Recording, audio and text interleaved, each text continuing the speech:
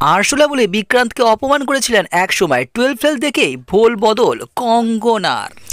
বলিউডের ঠোঁট কাটা নায়িকাদের মধ্যে প্রতিযোগিতা হলে সেরা শিরোপা পাবেন তিনি। সহকর্মীদের সমালোচনাতেই ব্যস্ত থাকেন তিনি। তবে এবার নিজের চিরাচরিত অভ্যাস থেকে সরলেন কঙ্গনা রানাউত। বলিউডের অন্যতম বিতর্কিত অভিনেত্রী কঙ্গনা রানাউত অভিনয়ের মাধ্যমে দর্শকদের প্রশংসা অর্জন করলেও গত কয়েক বছরে স্রেফ বিতর্কের কারণেই আলোচনায় থেকেছেন কঙ্গনা। বিশেষত বিনোদন জগতে নিজের সহকর্মীদের প্রতি বিরূপ মন্তব্যের কারণে বারবার সমালোচনার মুখে পড়তে হয়েছে তাকে। তবে তাতে টনক নড়েনি কঙ্গনার, বরং বিভিন্ন সময়ে তার আক্রমণের শিকার হয়েছেন বলিউডের বিভিন্ন শিল্পী।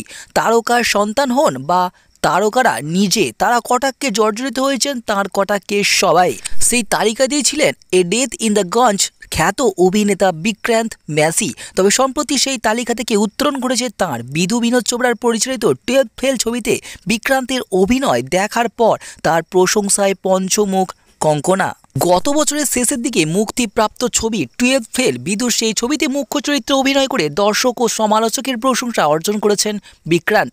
তথাকথিত বাণিজ্যিক ধারার ছবি না হওয়া সত্ত্বেও প্রেক্ষাগৃহে মুক্তি পাওয়ার পর দর্শকদের মধ্যে সাড়া জাগিয়েছিল এই ছবি। এখনও ওটিটি প্ল্যাটফর্মে দেখা যাচ্ছে 12 ফেল।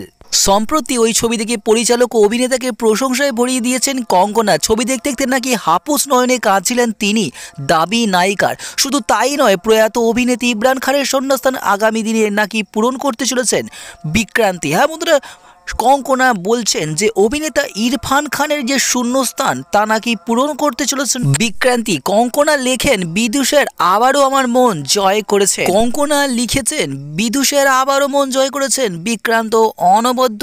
আগামী দিনে তিনি হয়তো ইরফান খানের শূন্যস্থান পূরণ করতে পারবেন। তার প্রতিভাকে আমি কুর্নিশ জানাই। তবে কঙ্গনার এই প্রশংসার বহর থেকে তার অতীতের মন্তব্য ভুলে যাননি নেট গরিকেরা। বছর দুয়েক আগে বিক্রান্তকে সমাজ মাধ্যমের পাতায় আরশোলা বলে উল্লেখ করেছিলেন কঙ্গনা। এমনকি তাকে নিজের চটি দিয়ে মারবেন বলেও দাবি করেছিলেন এই কঙ্গনাই।